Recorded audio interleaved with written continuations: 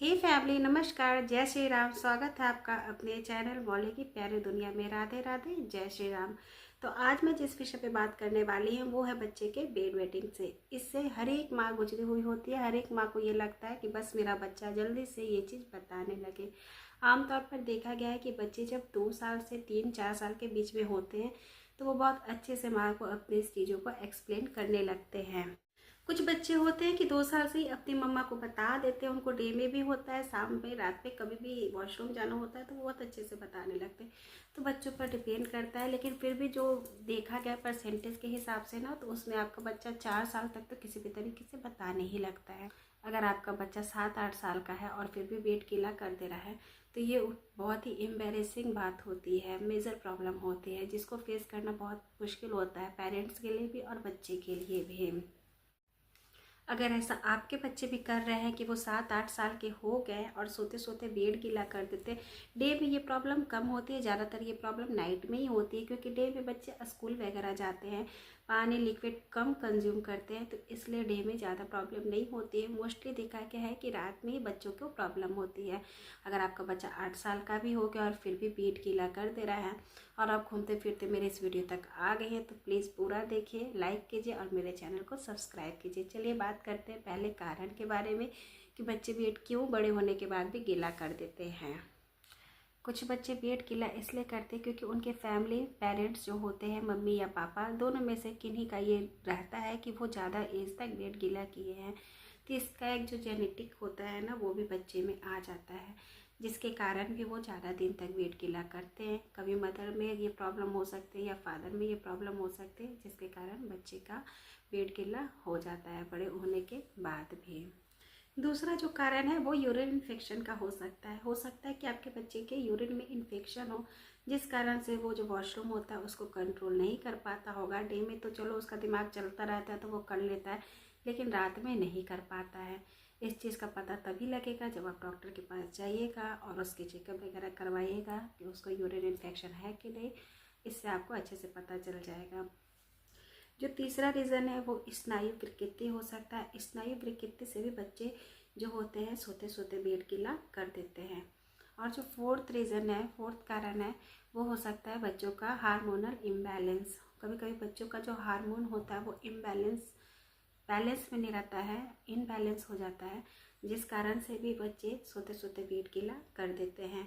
Day में नहीं करते, रात में ही ज़्यादातर करते हैं, क्योंकि डे में उनका माइंड चलता रहता है, वो एक्टिव रहते हैं। बड़े हैं तो समझदार तो हो ही जाते हैं ना, इस कारण से नाइट में ही करते हैं। जो पांचवा कारण है वो ये होता है कि बच्चे के जो सोने का टाइम होता है ना, उसी टाइम में अगर आप उसको खाना खिलाएंगे, भर पेट कर खिला देंगे, पानी पिला देंगे और फिर आप उसको सुला देंगे ना, तो वही नेचुरल चीज़ है कि उसको रात में वॉशरूम आएगी ही आएगी, तो वो पेट गीला कर ही देता है।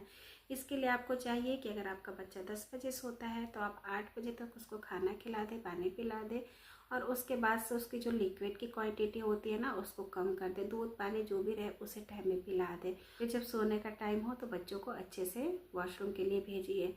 इससे क्या होता है कि बच्चे खाए रहते हैं ना, उनका एक तो वो डाइजेशन सिस्टम के लिए भी अच्छा होता है और दूसरा होता है कि बच्चे अच्छे से फ्रेश हो जाते हैं, रात में फ्रेश होकर सोते हैं, वॉशरूम वगैरह अच्छे से कर इससे उनका जो वॉशरूम होता है, पेट गीले करने का हैबिट होता है, वो कंट्रोल होता है। और जो छठा रीज़न हो सकता है वो होता है कि सोते समय हमें अक्सर पसंद होता है कि घर बिल्कुल, जो रूम होता है जहाँ हम सो रहे हैं वो बिल्कुल अंधेरा हो। तो प्लीज़ अंधेरा कर कर ना सोए। अंधेरे से बच्चे को डर लगता है। बीच में अगर उसको वॉशरूम आते भी है ना, तो फिर वो जब देखते हैं कि हमारे चारों तरफ अंधेरा है चारों तरफ, तो बच्चे अंधेरे से डरते हैं। उन्हें ये डर लगता है कि मैं बाहर निकलूँगा तो फिर मुझे हो जाता, बच्चे डरते ही डरते हैं। तो इसलिए आप प्लीज़ बिल्कुल भी लाइट ऑफ करके ना सोए। थोड़ा सा जो नाइट बॉल होता है या कोई छोटी मोटी लाइट होती है उसको लगा कर ही रात में सोए, ताकि जब आपके बच्चे को वॉशरूम जाना हो तो वो उठकर आराम से जा सके, उसे डर ना लगे। और जो लास्ट का सबसे इम्पॉर्टेंट कारण है, और आप इसको टिप्स भी मान सकते हैं, वो ये है कि बच्चे के साथ फ्रेंडली बने। बच्चे को इतना हवाक ना कर दे कि अगर वो कभी वॉशरूम कर लिया है तो उसको बहुत मार पीट दिए, डांट दिए। मारना पीटा तो नहीं, अगर डांट भी बहुत दीजिएगा तो बच्चा डर जाता है तो उससे और वो संकुचित हो जाता है। इसीलिए उससे ओपनली बात कीजिए, उसको समझाइए कि क्या है, कैसे कैसे वो कंट्रोल कर सकता है, कैसे वो अपनी इस चीज़ को सुधार सकता है। जिस नाइट में वो ऐसा ना करे, अच्छे से मतलब सो जाए, बेड गीला ना करे, उसके अगले दिन उसको कुछ रिवॉर्ड दीजिए, उसको कुछ प्राइस टाइप का दीजिए, भले ही आप छोटी सी चॉकलेट ही दे दीजिए। इससे क्या होता है कि बच्चे मोटिवेट होते हैं। अगर आप वही मारिएगा, डांटिएगा, उसको धिक्कारिएगा, हर समय बोलिएगा कि तुम गलत काम करते हो ना, तो उससे वो डीमोटिवेट हो जाता है। तो ये जो होते हैं कारण होते हैं। और ये जो इससे पहले वाला था वो टिप्स था। अब मैं आपको घरेलू रेमेडी बताऊंगी जिसको यूज़ कर आप अपने बच्चे के वेट गीले करने के आदत को छुड़वा सकती हैं। मैं ये जो रेमेडी बता रही हूँ वो 2 साल के ऊपर के बच्चों का है, क्योंकि 2 साल के नीचे के बच्चे तो करते ही करते हैं, उनके लिए आप कुछ नहीं कर सकते, उनके लिए तो डायपर ही हो सकता है। तो ये जो 2-4 मुनक्का होता है ना, उसको अच्छे से सीडलेस कर लीजिए और उसके बाद उसको दूध में डालकर खूब अच्छे से उबाल लीजिए। उबालने के बाद जब मुनक्का वो होता है ना, उसका टेस्ट जो होता है वो दूध में चला जाता है।